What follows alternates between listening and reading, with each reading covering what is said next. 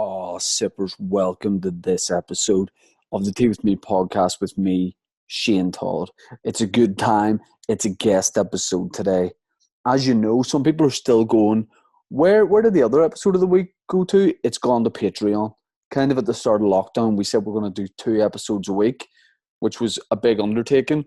We're still doing that, but one of the episodes is over on Patreon. Patreon.com/Tea With Me podcast. Most podcasts have a Patreon. It's a way for you to support the podcast and get more content. So we put out a full-length bonus episode on there. We just put one out this week with Rory Woods, and those episodes are a lot of fun. And then, of course, every day, Monday to Friday, I do the Breakfast Brew, which is a morning podcast that comes out. Episodes are like 25 minutes, half an hour, a little bit shorter, but still good. Because, you know what I mean? A lot of people don't want a big breakfast. A lot of people like just a smaller breakfast for on the go, and that's what this is. We do a guest episode on Wednesday. We have a live Zoom one on Friday. And let me just say this, the one just passed there with Aaron McCann and Dave Elliott was the wildest podcast I've ever done. Because there was a moment where we were going to wrap the podcast up. Someone asked a question, because what we do in the Zoom is we take your questions and your topics and we get people to jump on. And a listener asked a question and it took us down an avenue. And I don't think we ever came back from it. So if you subscribe to the Patreon, patreon.com/TeawithMePodcast, you can go back and listen to all of those. Before I crack on, I mentioned it's a guest episode today. Before I bring my guest on, let me just say that we are sponsored by Manscaped.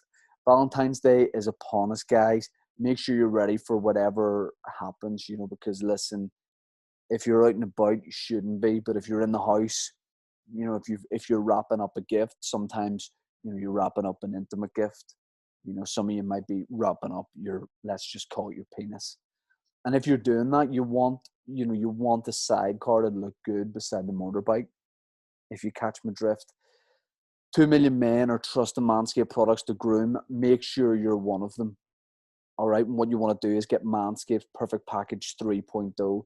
It's got some of the best products for, let's just say, your penis and ball hygiene game. The skin safe technology, you can use this in the shower. They've got all different products with different scents. It's a great time. Manscaped.com, Tea With Me for 20% off and free shipping. All right, perfect Valentine's Day gift for you to get for yourself. Or if you're a lady and you want to tell your guy in no unsubtle terms that he needs to sort himself out, then that's what you do. My guest today is my friend, Micky Bartlett. I'm just bringing him in and we're starting. That's just what's happening. He's in. I think he's in. Mick, we're in the episode. I feel like I should warn you and tell you that we're in the episode. Yes, Lord. Are you with me? Can you hear me? All right, we're in the episode. So I'm just letting you know in case you want to throw any slurs out there or anything. We're live. It's happening. Fantastic. Does it sound all right? I'm using shit headphones, so I hope it sounds okay. You sound good and you look good. Is shit headphones a new brand that you're the ambassador of? Yeah, but it's the only kind of influence I can get these days. It's a wee pair of Taiwanese iPhones. It's good to see you. I like your hoodie. Thanks, man. I like everything about you. And what I really like is, you and we're going to talk about shows and all that kind of thing. But like you're doing, we've talked about this a couple times. You're doing the Ulster Hall. You're doing the Ulster Hall again. I'm not going to be surprised if you're doing the Ulster Hall again. The 2 real winners out of this last year have been Pfizer and you. Well, it'd be nice if I get to do the Ulster Hall at all this year. It'll be fucking great. But yeah, well, I'm just a big player. You know what it's like once you break through that sort of ceiling, you just become that. I think somebody tipped off you and the head of Pfizer at like some sort of corporate gig in Belfast like last year and went, listen, the shit's about to hit the fan, so just have a strategy for this because... Did I tell you about the point where I was so drunk during the first lockdown, I was convinced I caused it? No, but I've been keen to explore this theory. So it's become an infamous night where I made margaritas and drank all the ingredients. And at one point I went, do you know what? Back in March I thought, fuck, I would love a year off. And I was that out of it. I was like, I did this. I'm sorry. Yeah, I mean, it's been a long year. We'll get to shows and stuff like that at the minute. But what I want to talk to you first about is something you're very passionate about and something I got into because of you. Have you any idea what I'm talking about? Is it just comedy in general? You know, is it championship? Is it women? No, I'm not into them. It's Cobra Kai is what it is. No mercy. No, Mercy Biku. No, so I'll be honest, I didn't get swept up in the first wave of it. Yeah. You told me about it at a gig. You were like, man, see if you sign up to YouTube Red, you can watch Cobra Kai. And I was like, Mick, no one's signing up for YouTube Red. Nobody wants to see a reboot of The Karate Kid. And then this is a weird pattern with you where, like, down the line, you're always having the last laugh, you know, like COVID and shows. There's certain times where I'm like a reverse hipster. Yeah. I'll wait till something gets cool. Then when it dies off, I'm like, I'm really into that. And then it comes back. Do you know what I mean? So Karate Kid died off in 94, but I was like, I'm just going to wait. Yeah. 20 years. And then it's going to come back and I'll be like, told you. You've bought stocks in Extravision recently. You know, you're like, listen, trust me. It's going to be... That's the reason I kept that card, I'm telling you.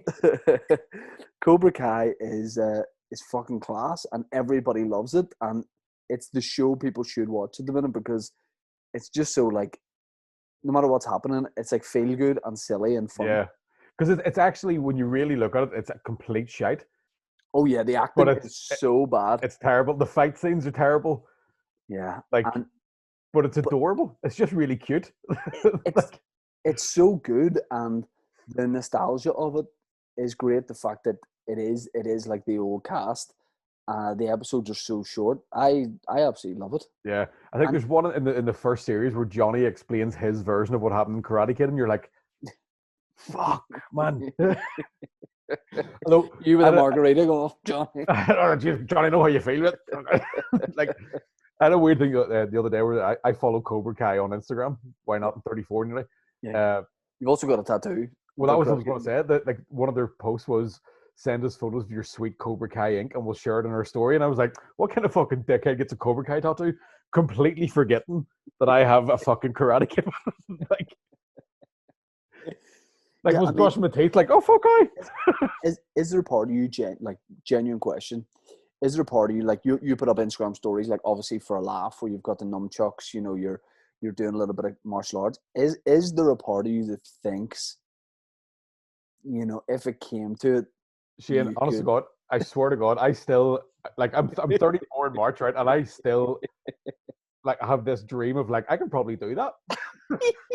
And are you almost like, would you love an opportunity to sort of showcase it? Like, what's the perfect scenario? Walking back from a night out, or? No, the perfect scenario would be that somebody opens a karate club near me and I get to wear pajamas and shout, hey, yeah, like, in a safe, controlled space.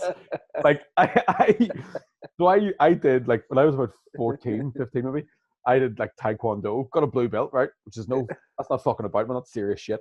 Okay. But it was like, oh, fuck, like, it was in a, you know, like a church hall, like, Kia! Like, right? And I always remember being like, I know what to do if I get in a fight. Like, I fucking know what to do. Yeah. And I was first year of uni, so I was like 18, 19, and a fight kicked off in a bar. One of my mates was involved in it, and I was like, here, this is fucking, it's time. And I remember, like, do you used to hear that shit of, like, if you do that in someone's nose, it'll push their nose into their head. Right?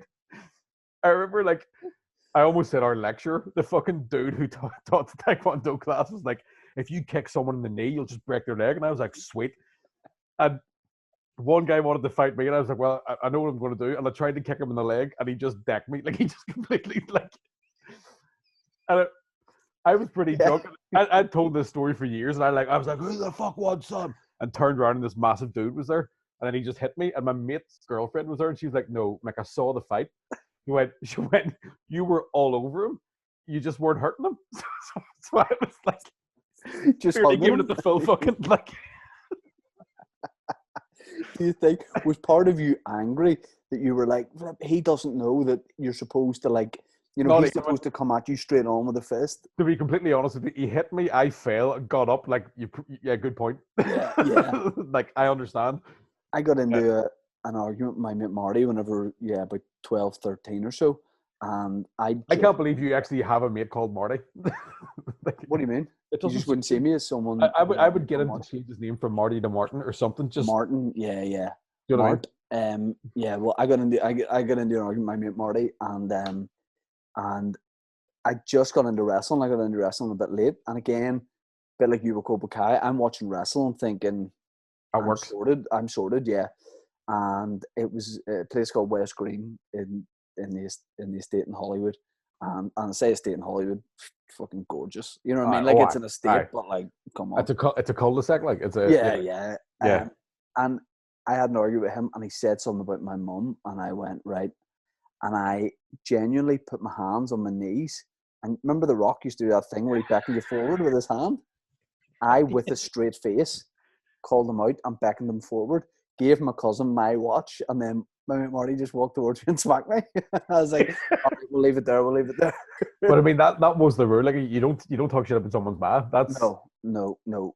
I remember a great fight on a bus in Belfast where a guy was arguing with another group or whatever, and he goes, "You're all talk and no action," and the other fellow went, "Unlike your ma." And it didn't make sense, but the delivery of it was one of the best I've ever seen. Because it was one of those ones you can't show weakness and act like you're hurt. But if anyone says anything rude about your mum, like it's not on. Like, did you guys ever have that thing where like it was trying to keep your mother's name a secret in school was just the fucking like like like I remember we found that a guy his mom's name was Sheila, so we just sang "Come to Sheila, she'll make you," and then like it was just fucking. I got it. See, for some reason, right? I mean, there might have been other reasons. In first year in school, right? I was relatively popular first year in secondary school. Like I was getting on all right. Aye. Like I had quite a lot of mates, and then at the start of the first day of second year, my mum bought like a second hand Toyota MR2. Yeah. My mum's like, I've always wanted one of these cars, loads of miles on it, but got one, and it's like a wee like mini Batman car, really. And I got dropped off in it, and I got bullied from second year to third year because my mum got an MR2.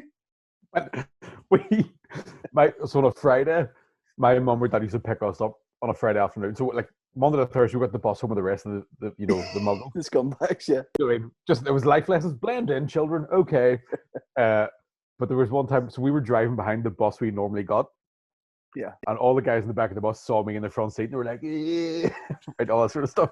And I'm thinking, don't be giving the fingers in front of my mad. I'm trying to be all... And my mom was like, cheeky wee bastard, fuck. But then she went like, oh. And me and my sister were like, stop doing that. I mean, like, did she not connect it to what it was? No, she had no idea what it meant. What does it mean?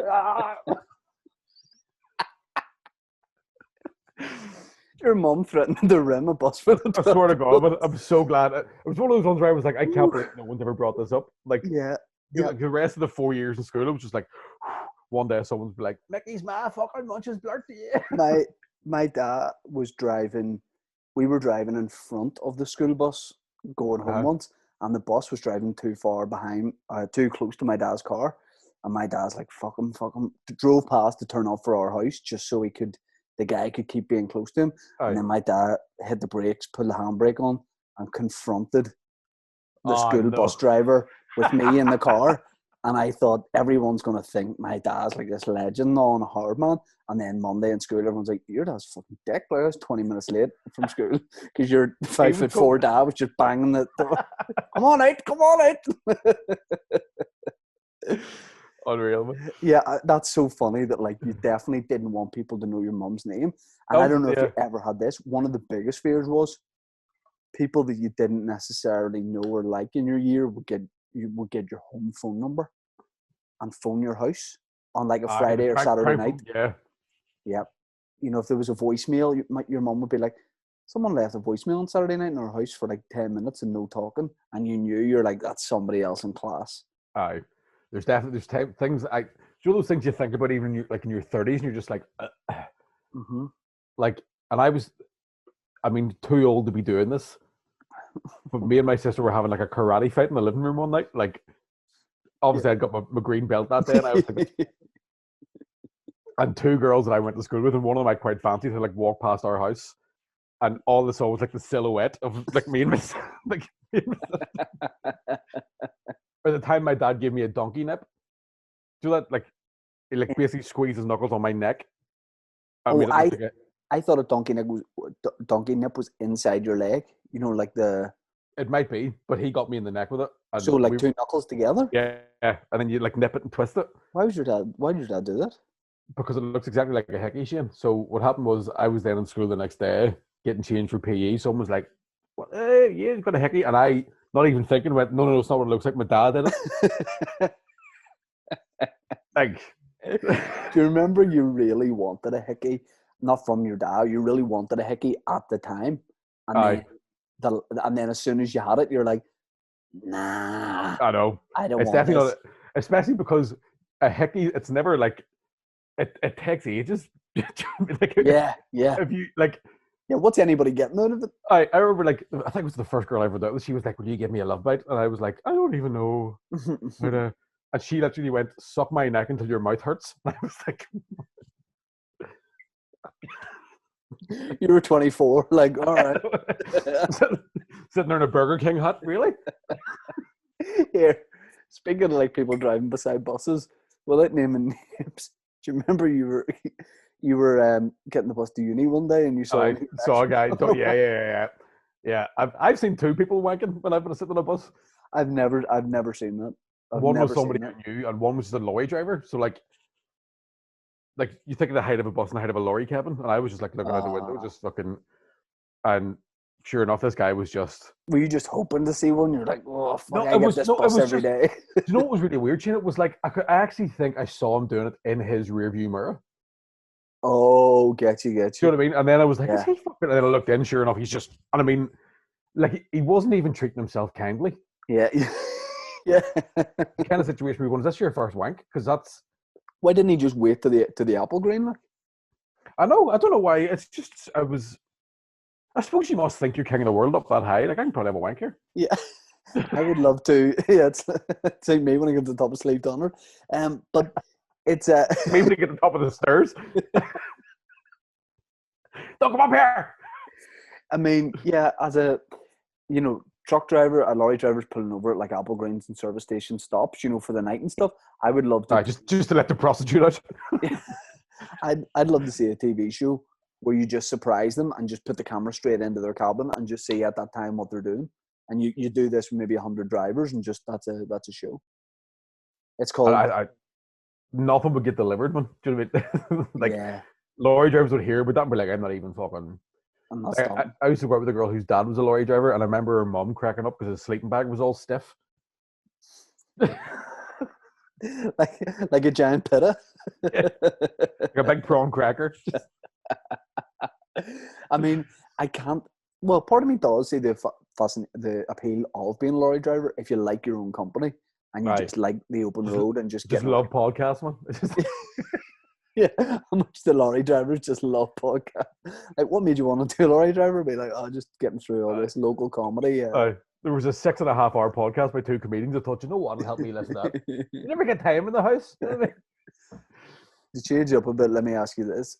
See, doing the Deck Chair and Yums podcast, where obviously you look at different conspiracy theories and talk about different stuff.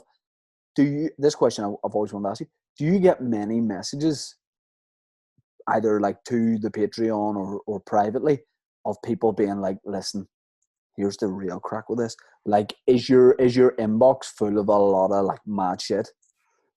Not really, because it's probably worse for Connor because you know me, Shane, I don't do the research or the homework. No. I'm just the looks for the audio podcast Deck Chair and Yums. Mm-hmm.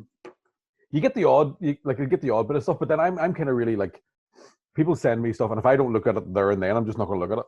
Right. You know what I mean? But there has been some. I mean, there's definitely a point when we started doing the sort of the conspiracy side of the podcast where Connor and I were both like, "What the turn the internet off because this is fucking beyond the joke." As in the stuff you were getting, or then you would look into the things you were talking about. You would just go down these sort of weird, like, within 5 minutes, someone's like, Michelle Obama's a dude, and you're like, what the fuck? Like, which is insane. Like, there's so many. It sounds like I'm shitting on people that believe in conspiracy theories. I'm not, but like, there are loads and loads of just fucking psychos. Yeah, and I think that's something me and Connor talked about before. Of where he was saying like the likes of people going, "Oh, Michelle Obama's a guy. Here's a Photoshop outline of her cock," and it's like that then undermines genuine things. Like, you know, then you just see that as conspiracy theories. So then if there is a Yeah, conspiracy theory, you're like, but that's the same sort of people that say Michelle Obama. yeah. That's the sort of weirdest bit I find at the minute. Like, even with all the COVID stuff, and like everyone knows the jokes of like just because your cousin's brother works in a hospital and said it was grand doesn't mean it's grand. Yeah. And then like when the Northern Ireland Executive closed down pubs and hairdressers, it was based off anecdotal evidence, which means Robin Swan went, my cousin's brother went to the hospital or went to the fucking hairdressers and he got COVID, died, so we're closing it. Do you know what I mean? Yeah. But I mean, that's like I'm like, oh, okay, keep doing the lockdowns, like, or do one big one if it's going to help. But the yeah, only thing that would make me say, like, fuck it, every man for himself, let's break it and go on with their lives, is if my hair needed cut. I'm 100%. I was like, I think society may fall because we all need a trim. yeah. Like it's like survival or skin fade. And I don't know what's going to happen. But I got mine done at home, and it's all right. But I did mine at home. Like, but I'm at that weird, like, that's why I don't want to go back to being bald, even though it's happening naturally. Your hair, you and Dave can be like this to an extent as well, where like you think you're out of the game, the hair game, and Right. then all of a sudden you're like, guess who's back in town? And I don't know if you're having multiple hair transplants by a really, a guy who can only do temporary ones, or what it is you're Yeah. doing. But Just like, henna transplants. yeah, but Dave, like, Dave is still like, if you look at Dave though, it's all about the angle for him. Aye. So on top, like he's got nothing on top, but he has a great line at the front, so Aye. that he always kind of keeps his head back a bit and always makes sure he's at a height. Yeah, see, I'm the opposite because mine's sort of, mine's been receding for years, but it's starting Yeah, to get thin sort of here. right. I have to kind of do that kind of like, it's thick where it lies. Yeah, yeah. That's like I had a really ugly uncle who used to just like he moved his Cheers, head. mate. Right, Just straight no, into my uncle's no, I ugly mean, too. no, just mean, Speaking of mutants, Mickey. just mean, I just mean he used to move his head a lot Aye, because he didn't want people to see certain things on his face. yeah. You know what I mean? So he never stayed in the same place for more than a second, and he was just I, always kind of. I used to work with a guy who just had no teeth and like massive, like I don't know if they were boils or cysts or like just these huge lumps on his neck. And out of all the people I've met in my life, where I'm like, you should care Yeah, about how ugly you are. I know beauty companies say, but you're fucking disgusting. Like, and he just didn't give a shit. yeah, I almost admired him for it because I would look at him and go, I wouldn't leave the house. yeah, yeah, yeah. I've kind of, I've in lockdown. I see. Here's the thing. I think, right.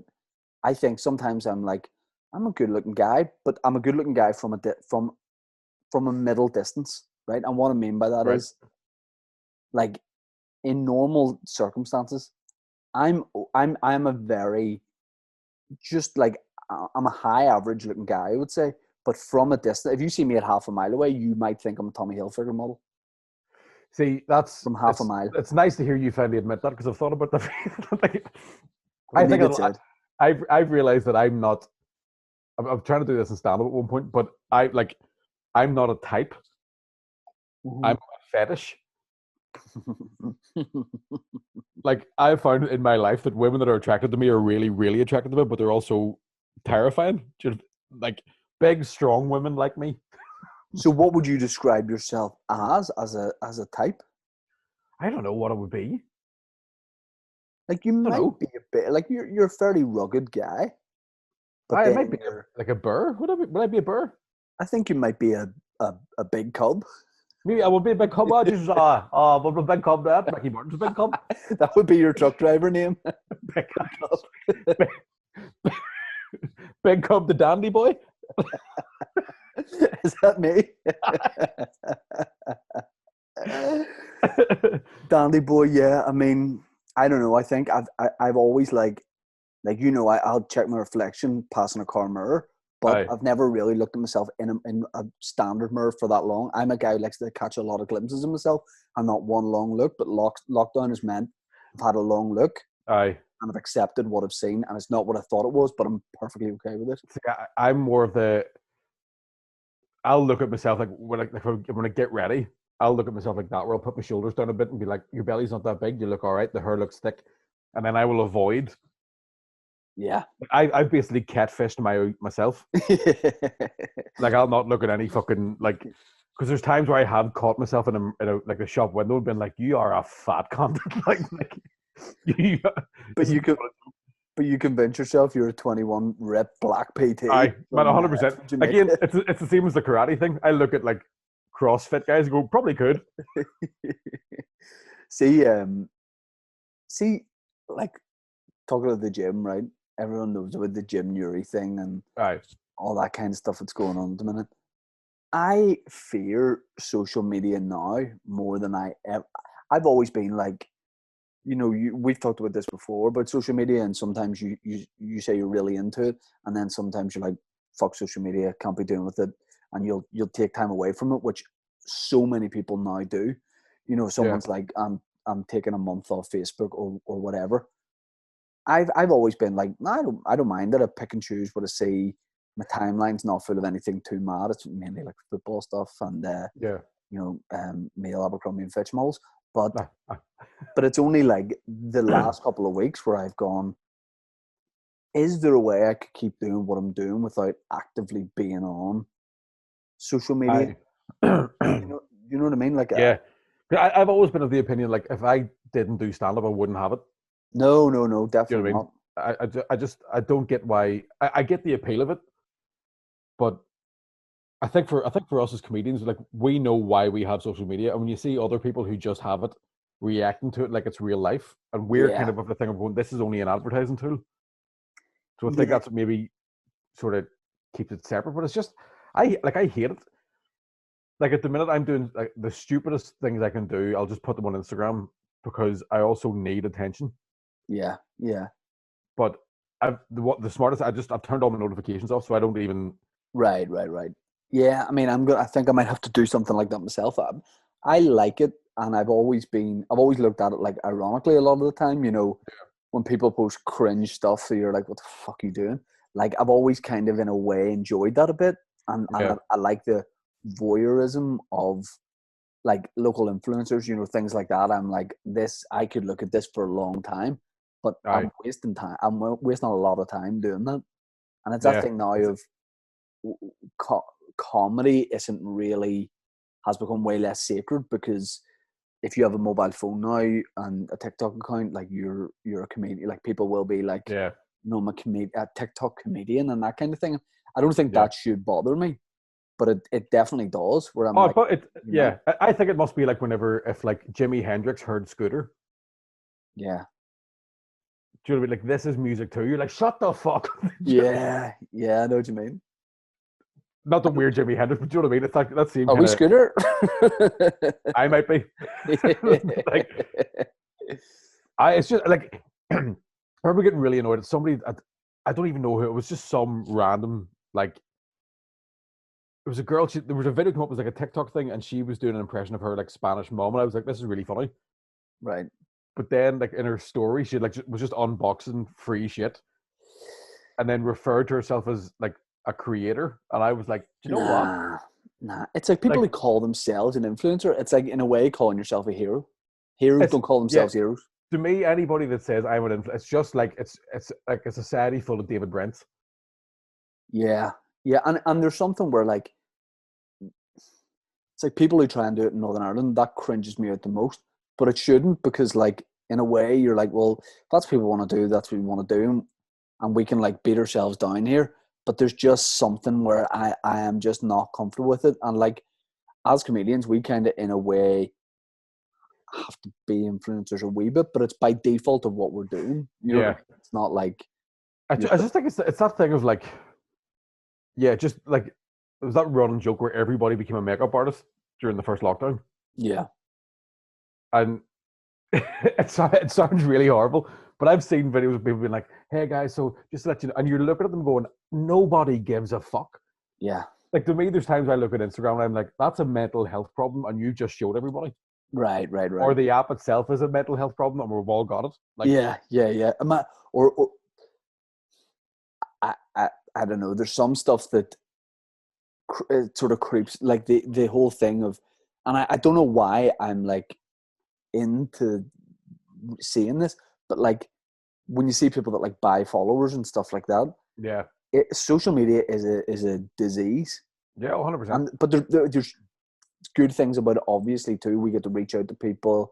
People see your videos, and you know, they might go, oh, like this guy, I might maybe go and see him live. Like that's Yeah. ultimately why most of us have social media, so people come and see us live.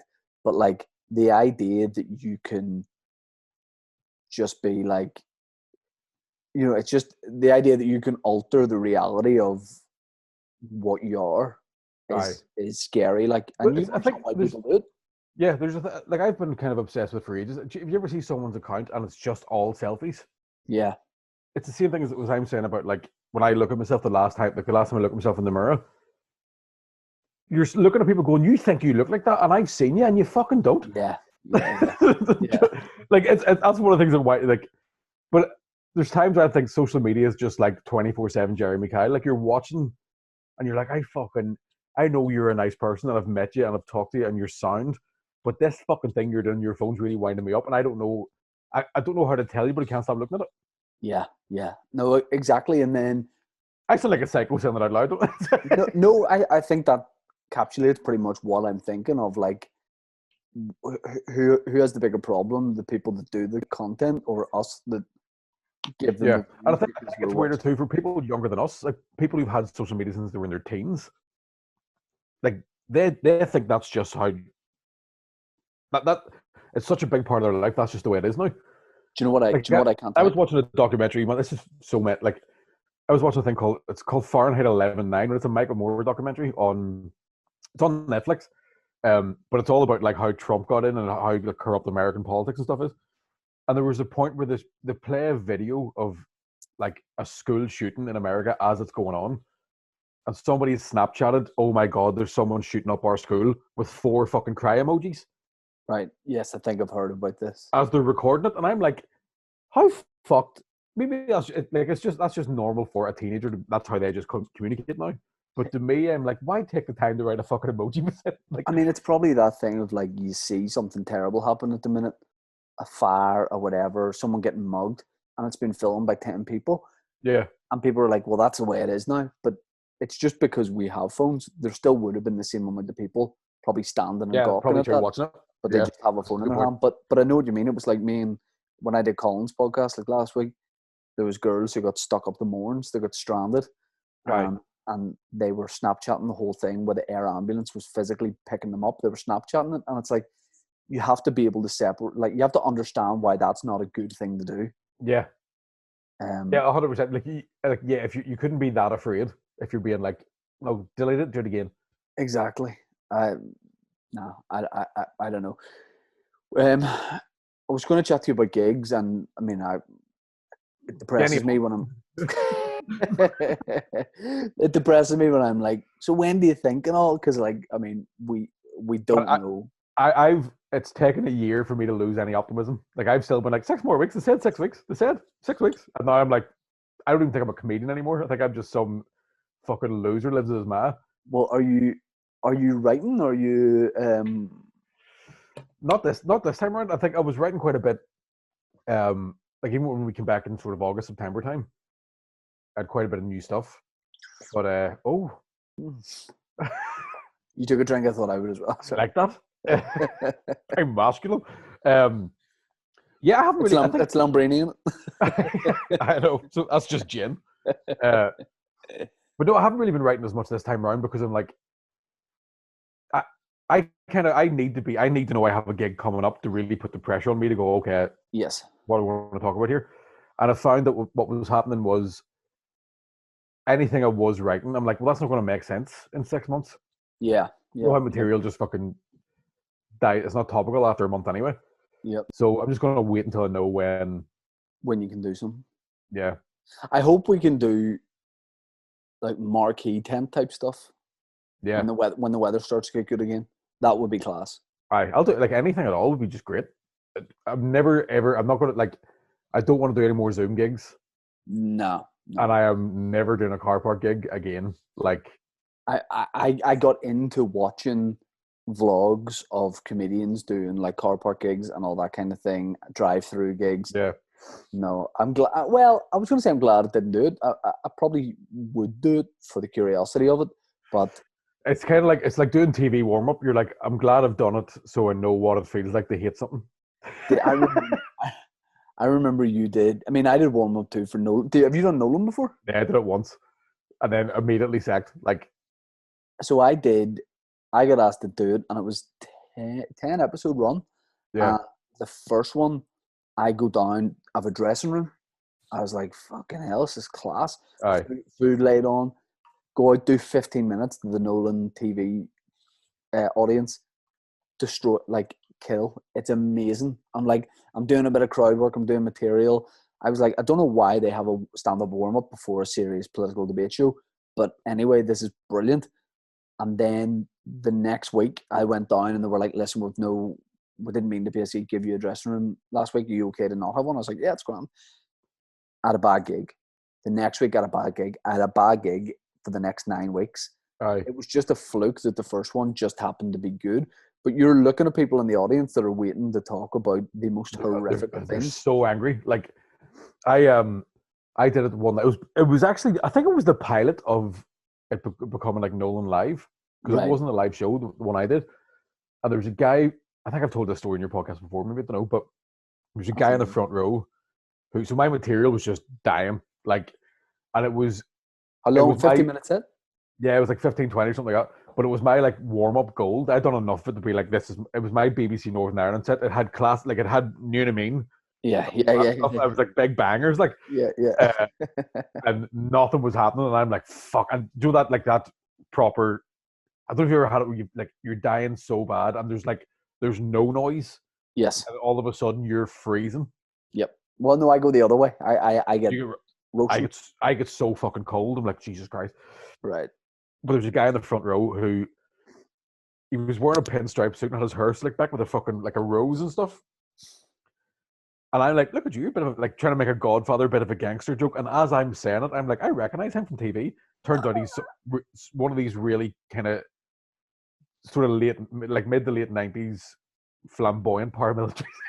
Oh, fuck. Right. So I'd be like, you're a bit of a gangster. And I swear to God, he just like that. And the floor manager's going, just wrap it up, Mickey. Just wrap it up. Just wrap it up. Like, it was horrible. Yeah, I got lulled into such false sense of security doing that because the first one was so good. Yeah. The second series, they just didn't even tell me that me McFetridge was doing it. They were like, "Listen, never come back." I've done like, I've got sacked off loads of them. I got sacked off Afgrod Gilbert. I did one of those. And at one point, they built a boxing ring in the middle of the studio. And they were like, can you do warm up during the. So I'm trying to be like, hey, where you from? And there's like, and then the next week they were like, listen, don't really think it worked. And I'm like, well, of course not. You're trying to get me to do stand up during, which is essentially a construction site. Yeah. After recording for 4 hours when everybody wants to go home. Like, I'm not Yeah, you don't want to be supported by riveting. Yeah. And it was like, I did it for like, it was my sort of biggest source of income for about a year. I remember you were doing them flat. I've seen you do 3.5 hours, I think, at Sketchy one. Yeah, that was a rough one. Like, that was, and again, it's kind of a thing where, like, Sketchy was all right because it was a comedy show. Yeah. But doing them for non-comedy, or like, you're just like, I did one for like, Stephen Nolan had a Christmas show called 5 Gold Rings. Yes. Like a game show. Yeah. And that was about 4.5 hours. Jesus. And I remember just running out of stuff. And at the very end, I don't know if he was the director or the floor manager, I'm not sure, but he was like, Mick, need you to go on do another 10 minutes just to reset this? And I went, you can suck my dick. Like, I literally just went, no, I'm not doing it. Like, people, oh, Christ. Because you're the only person not in the credits. So, like, it's the most thankless job in TV. And sometimes I think people would prefer, the audience would prefer just a fucking break. Just like there's definitely times where, like, I've been, doing warm-up and all they're doing is watching the camera reset. Like, oh, that's interesting how that works. Yeah. Do you know what I mean? I remember like Andrew Maxwell being like, people who make TV don't know that nobody wants a warm up, but nobody's telling them because everybody wants the gig. Yeah. Because it's handy cash. The guy that did the BBC Three thing, Stand Up for Live Comedy, was one of the best warm up guys I've seen. Yeah. Because he had that thing of like material and crowd work, like in a good, but I think he's like nearly like a professional warm up guy. Yeah, there are. I think there's maybe 4 or 5 guys that was kind of their main. They're like the go-to guys because I was getting big shows at one point because they couldn't do them. Right. But I was You terrible. did Like, Top Gear. yeah, and I was terrible at that one. I mean, I was How fucking long off. did you do that for? It was the first series that Chris Evans, well, the only series Chris Evans was involved in. Right. So it was like, I don't even know how many episodes, maybe 10 weeks. Chris Evans and Matthew, no, Matt LeBlanc. Matt LeBlanc. Yeah. And you did like that's one of those ones where like now I'm thinking back and I was like, did I dream that Mickey I know. did the Top Gear? It was one of those situations where I was like, how the fuck did I get what's like, the process of that? I wouldn't have a clue. You don't warm up for that. It's like the actual like on the day kind of thing. Yeah. So it's like it's just terrible, man. It's just because it's such a big show. So I would get there. I always get down really, really early if I'm doing warm up because there's something about just being around the venue that helps me just like relax. Not even relax. It's more a case of like get me more. It's more like getting amped up. Right. Yeah. You know what I mean? Yeah. And then because it was in London as well, it was like I don't want to take the chance of just missing a train or something going wrong, so I'll just get here early. Fuck it. Right. So I'd be hanging around all day. They'd be like, "Do you want some lunch?" And I'm like, "I can't eat a bite because it was every week, man. It was oh Christ, like basically because the audience are all just surrounding wherever they're shooting in the studio. Once they've finished that shot, the audience all just fucking move. So all of a sudden, your front row is your back row. So you can't have any like ongoing jokes with audience members. Right. I remember at one point, like there was a guy in a Ferrari jacket, and obviously, if you see somebody from here in a Ferrari jacket, that guy drives a Ford. Yeah. But he just loves Nuts Corner. Yeah. But on Top Gear, that guy has a Ferrari. So I was like, we're in a Ferrari jacket. What do you really drive? And he's like, I drive that, and pointed at like a £500,000 car. And you're like, yeah. My what to deal with stuff doesn't beat. Yes. The fact that these people love this shit. Yeah. So it was just weak. I remember like Kevin Hart was a guest on it. And I was eating dick. And there was a really nice moment where I walked past them and it was like 2 comedians going like, so that like that's happened a few times on different shows I've worked on, but there's been a stand-up on it being like, I've been there. Yeah. But you just don't like stand-up. There's nothing worse than stand-up that people don't want or know is happening. You have to know, like music's fine, like for that kind of thing, but you have to be like going to see stand-up, sat facing the stage and so even, into it. Like, even saying music's fine. I know a lot of people that like go to see music gigs and all they do is complain about people just talking over it, which must be a pain in the hole because I do that. Yeah. You know what I mean? Like I've been in situations where there's a band playing, I'm like, this band's class, but someone says, "Do you want a pint?" And all of a sudden I'm like, "Mate, I saw them one time," and then it's just But trying to force stand up in the people's faces is just, especially when you're the stand up. Let me ask you this: speaking like music and stand up, and when things can happen again. Say the government was like, "Listen, we're going to go into another shutdown, but what we're going to do is we're opening everything for a day. Yeah. For 24 hours, everything's open. Shops, bars, restaurants, whatever you want." What would you go and do? Gig all day. Yeah, just like I would just go right. We're just going to go fucking 9 a.m. right through to whatever time at night. Fuck, could you imagine how class would that be to do a like bar crawl? Yeah. So would it be the same audience or are you going to a different audience? I would go to different ones. I'd just be like, I would do it just like a day in Edinburgh. Where you just go around, I'm going to run and do 15 minutes here, do breakfast stand up. You do like a 9 o'clock show in the morning. Yeah.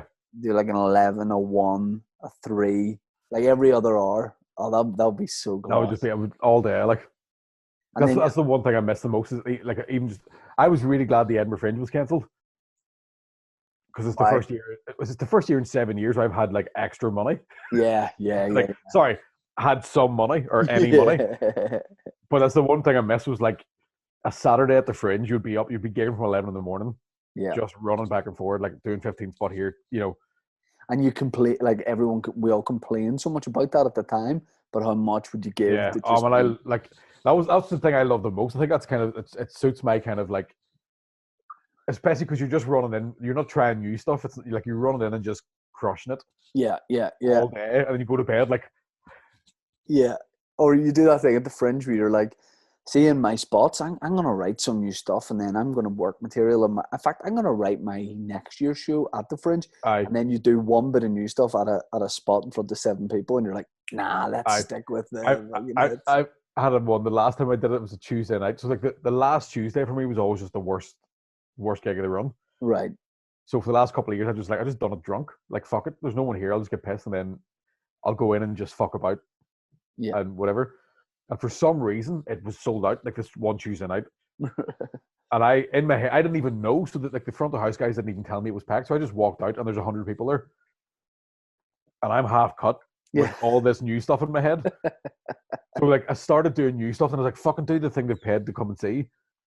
Died like just for an hour. Did you get caught in between where you're like, maybe I can mix them up? There was a point where it was like, why you do this? And it makes sense. What are you doing? And then I found out that like Emily from Friends, what's her name? Oh, yeah, the English actress. Yeah, so she had like come in with her mates because someone was like, this guy's really, I don't even know why. But it was just one of those situations where I was like, the one night where there's somebody you really want to impress. Yeah. Because I mean, like, what the that fuck can make your Fringe. If Emily from Friends at the end of the shows like really enjoyed that, you're like, it sounds so stupid, but it's like because you're so tired. Anybody going that was great. Yeah, you're like, I've lost 12 grand. I mean, I don't know if I've told you this story, but I probably told you it again last time we're podcasting, but it all blends into one. 2 years ago doing the Fringe. Yeah, 2 years ago. You were there, Aaron, Robbie, a couple others, and I said, I'm going to do the Fringe. I'm going to do 2 shows. Two shows in one day, or 2 shows in 2 days anyway. Aye. I'm going to do a 60-seater venue, small venue. I'm going to do 2 packed shows. I'm staying one night in Edinburgh and then I'm going home. It's going to cost me nothing.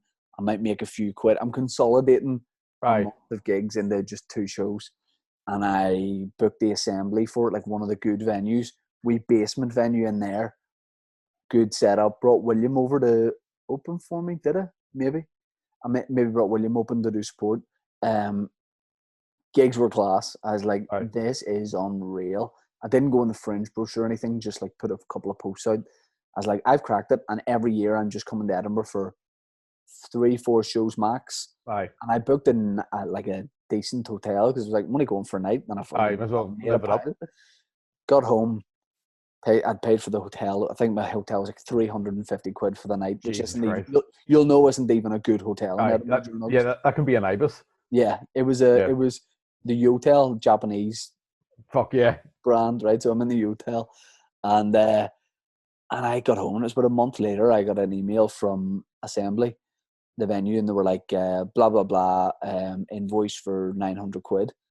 And I said, yeah, no problem. Who do you sort of make it out to or whatever? And have I told you this? No. And they went, no. We're going to send you an invoice for 900 quid. Jesus Christ! I did 2 sold out shows, 65 people. I think it was like 11 quid a ticket, and I owed them about 900 quid. It's insane. I like even just doing my taxes during the week. And I looked at the entire breakdown of it, and I was like, "What in the name of Jesus?" Of Edinburgh? Yeah. And that's not even including like my accommodation, the extra money I spent on a flyer and team that I stupidly paid cash and didn't get a receipt for, so I can't even fucking claim it back. And you're just looking at the whole thing and going like, and so I think my show I made 750 quid on the show, which people go, "That's great," but I'm like, no, I still lost $4,000 of my own money. Yeah. Do you know what I mean? And I worked my balls off for a month. Like it's sickening. Well, the fact that the Fringe was cancelled after the Olympics last year just shows you how much of a money machine it is. Like and like it fuels the city of Edinburgh. I mean, I know the residents say they hate it, but like if you own a business in Edinburgh, you're going to be okay you just get to August and then you're all right. Yeah, it's one of those things where I kind of get really. If you're out flyering, it's happened to me a few times. Like I've handed a flyer to someone, and then they're just bitching about me like to their mate when I'm still there. Like I just hate the Fringe. Like you're trying to have a conversation, and like people are coming down handing you flyers, and I'm like, we'll go to a pub where it's not the Fringe in Glasgow. Yeah, you know what I mean, fuck off! Don't come into this where there's loads of shows on, and then get annoyed because someone's like, "Would you like to see one?"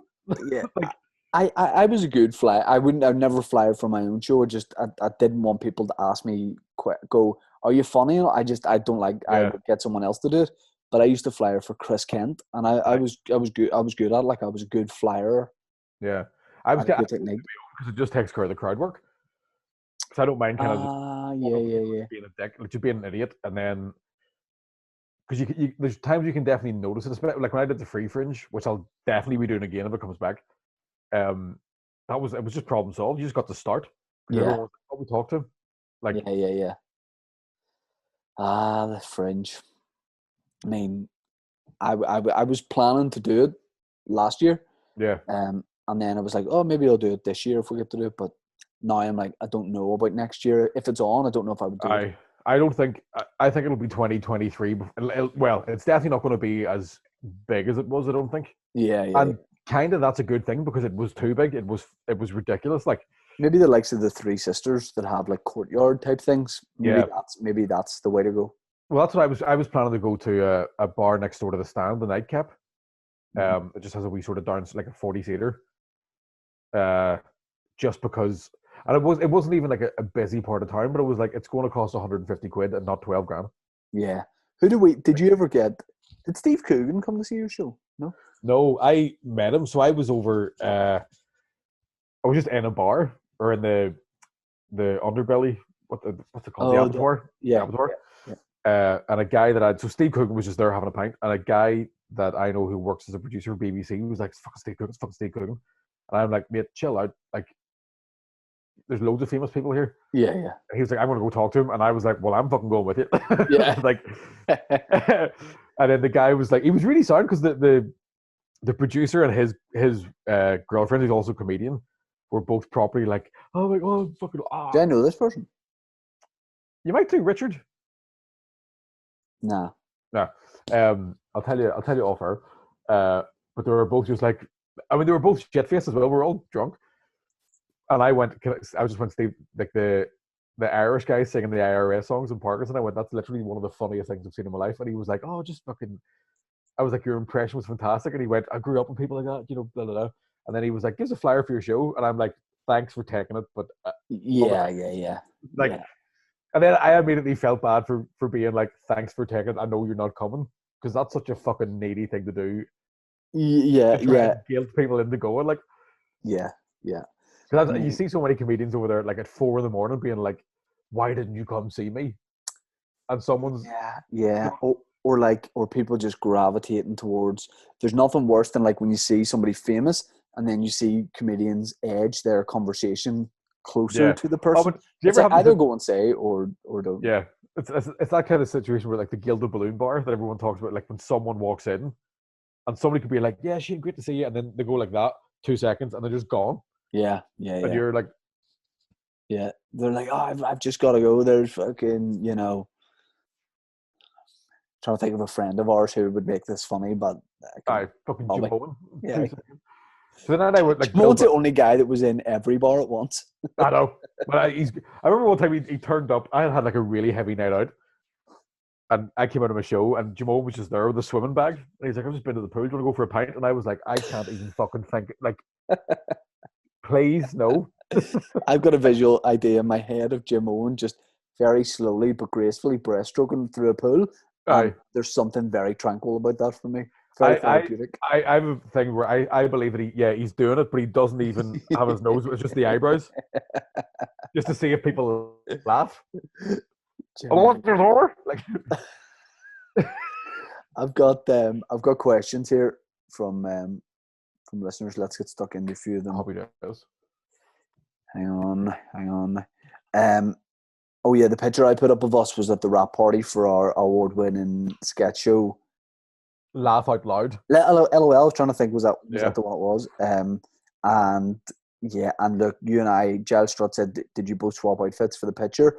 No, but we were drunk enough to have done that. Yeah, that could have been a potential. That was a very drunken night. We went to range, remember? We started upstairs in Muriel's, was like the official kind of party, Yeah, and you and me gave a speech. I don't remember that. Yeah, yeah. Ray, the producer, was as a joke, like, why don't you guys get up, speech, give a speech, did not want us to do it. And you and me got up, Uh-huh. just like, did a very, very funny joint speech Uh, where we were there's a photo thanking from that. people. There's a photo from that night where like it's all of us in rain, and everybody in that show still looks great now, except me. And in the photo, I'm looking at someone's gin, and I'm like, "Well, that's what happened." It's a snapshot of complexions. Like, No, I I just there mean, were three fags. yeah, I mean, if that night out happened now, if like the venue that's rain, if you walked in and you saw me, you, Colin, Aisling B, Yasmin Akram, and whoever else, you'd be like, "What the fuck is going on? How do these people know each other?" I know. Fucking hell. Matthew Mernon says, "Would you accept a spare vaccine if they called you right now?" That's a great question. A Um, sperm one. yeah, I think what he means is like, well, I'll interpret it this way. Say you know someone that works for either like, a medic, like the NHS or whatever, or Yeah. one of the big pharma companies, and they're like, listen, got a few vaccines Oh man. left over here. Yeah, you're not taking it away from someone. It's just Aye. it's going in the bin anyway. You may as well eat it. Would you get it? No, I'm kind of like, I think like let the people that really need it and really really want it get it first. I'm But also it's going in the not bin that if you fucking. don't. Then still, Is this a polite way of you saying you don't want, you're not hungry, you don't want it? I'm all right, thank you. No, it's not like Stop. I'm at a point with this one where I'm like, if I fucking have to get it, I'll get it. Right, right, But right. at the minute, I'm like, because it doesn't stop you getting COVID. It just like produces the symptoms. Yeah. But for somebody in their 30s who's reasonably healthy, the symptoms aren't that fucking bad. So I'm like, I'll just take it. Like, Well, you might not have a choice because you know what they're going to do is I can't remember who I was talking about in this podcast with before. All the sort of teenagers in high vis that work down at the test centers, like waving yin and stuff, aye, they're giving them blow darts and vaccines I've heard that. in the next couple of months, and they're just going to say like run about and just get people. So I tell you what, like I wasn't even up for getting tested for it, and then I found out they're going to swab your arsehole, and now I'm like, sign me up. I'm turning up with 4 tests I've already taken. Just every day you're like, well, we tickle here.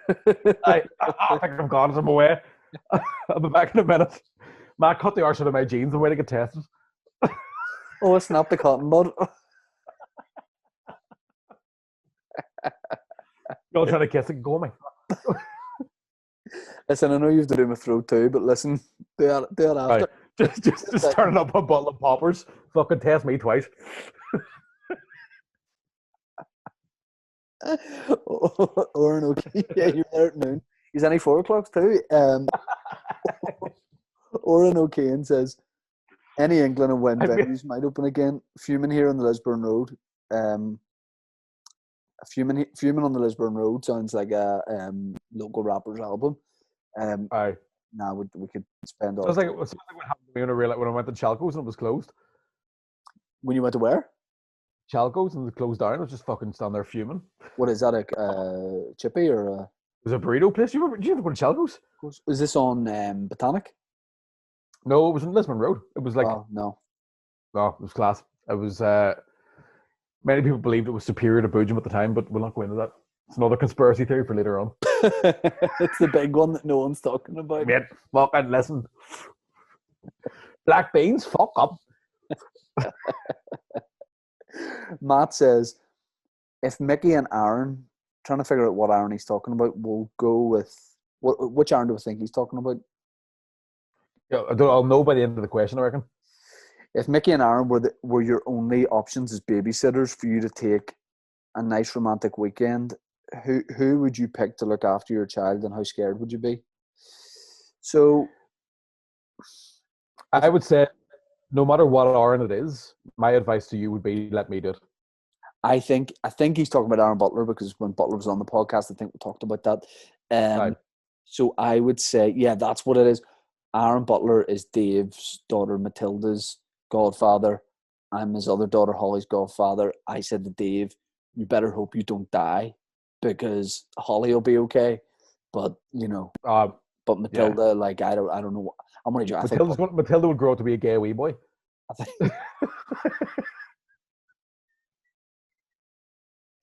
I think I think Butler would surprise you. I think his heart's in the right place. He'd do a good job.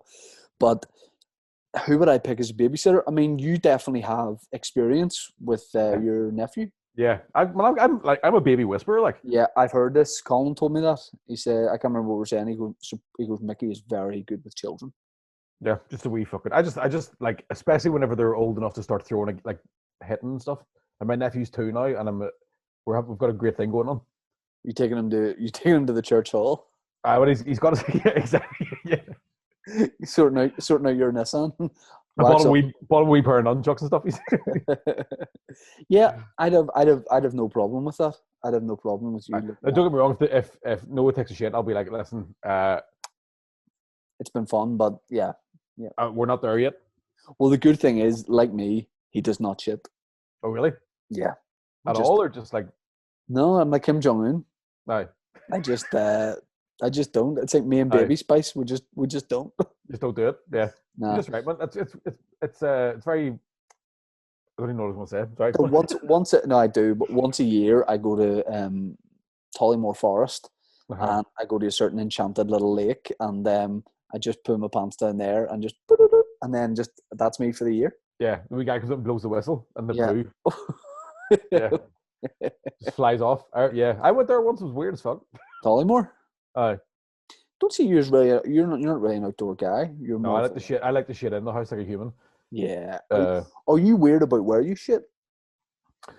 Not as much as I used to be. Like, I think just from doing stand up and being away so much, you just like it doesn't matter. But I do have like if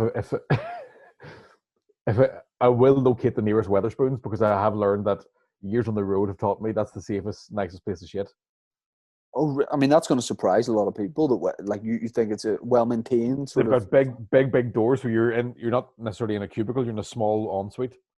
Oh, right, okay. Played regularly, you know. I remember one time flying back from New York, and before I got on the plane, I was like, I think I might need one. Looked at the toilets at New York Airport and just went, I'm not doing that. Yeah, airport. Oh, what is it with an air? For some reason, the airport is maybe people have been holding it for a while or something. But an airport is not good. I found. I mean, you can't. Most hotels are good. Yeah.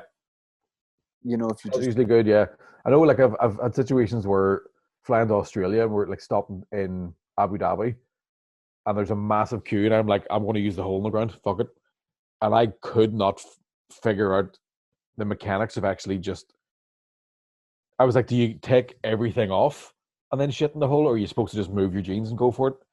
Yeah, I go down to the ankles. By the time I'd done all the calculations, somebody knocked the door, and I was like, well, no, I can't go. Is there something for you to hold on to? No. There is. I think there was a sort of a wee handle thing, but it was just like.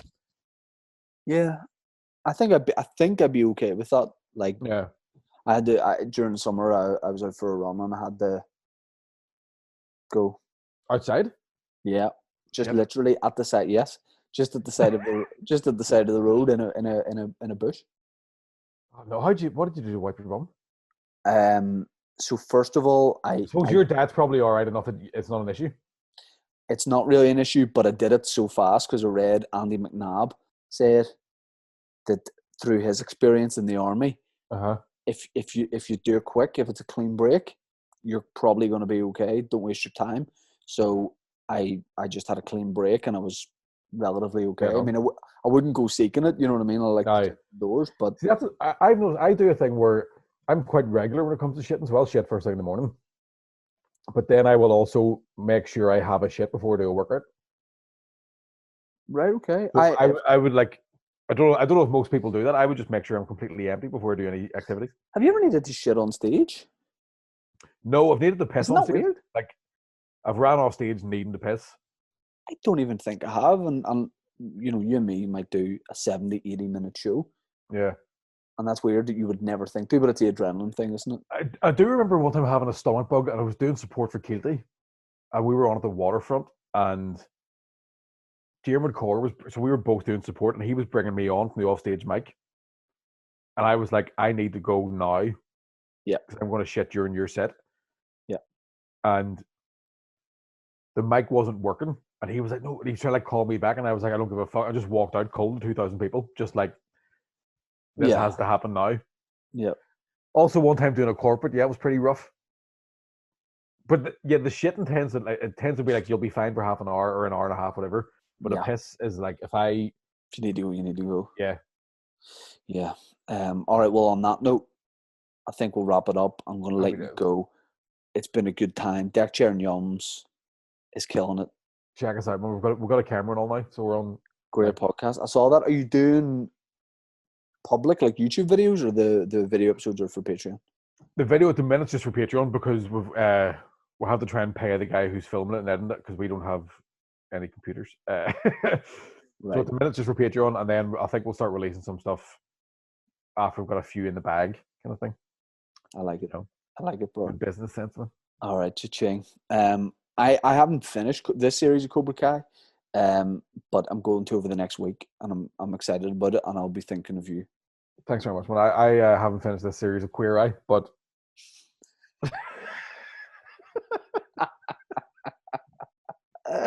I mean, if you put them all in a pot, this is what you're getting when they come out. yeah, 100%. No pun intended.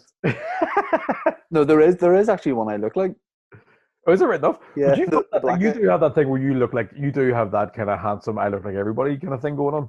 I mean, I look like I could be from a lot of different places. I could be Scandinavian. I could be Yeah. German. I could be Spanish. I could be from a lot of places. I don't know what it is about my face, but it's a very, like, if you were creating a character on a computer game, you might start with my face. Do you know what I mean? Like, it's a standard face. I think my face is, if it's a computer game thing, mine's one of those non-playable characters that gives you information about your quest. Do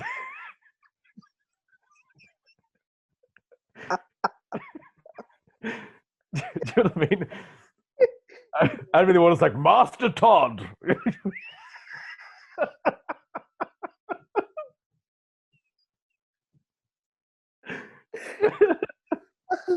Oh, can you do me a favor and someday just in real life when I'm like going about shopping or something, can you just pop up from somewhere? Yeah, 100%. And just get. You don't have enough silver. For some reason, you're half frog, half man. It's not even in the game. Oh, that's enjoyable. All right, I'm gonna let you go, but great to chat to you, and yeah, cheers for doing the pod. No sweat, man. Catch you soon. Dexter and Yums comes out what day? Tuesday mornings. Tuesday morning, and you just do a quiz on most Fridays. Yeah, most Friday nights. Yeah. So join in on speaker if you want to come. Whatever. Yeah. Do you want to ask me any question, like one question, just to leave us on that you've had recently that stands out? How are you, Shane? How are you? I'm 90% good. I had a wobble last week, and mainly because I'm missing stand-up a lot, and I hadn't really thought about that and processed it, and I was just being a bit glum. But it was mainly because I didn't know why I wasn't feeling like myself, and then I was like, I haven't done the thing that I have always done for the last 13, 14 years of my life. So when I thought about that, I've been better since then. Aye. Good. How are you? You okay? Dead on, man. Plenty of skipping. Yep. So. See you later, shit. See you, man.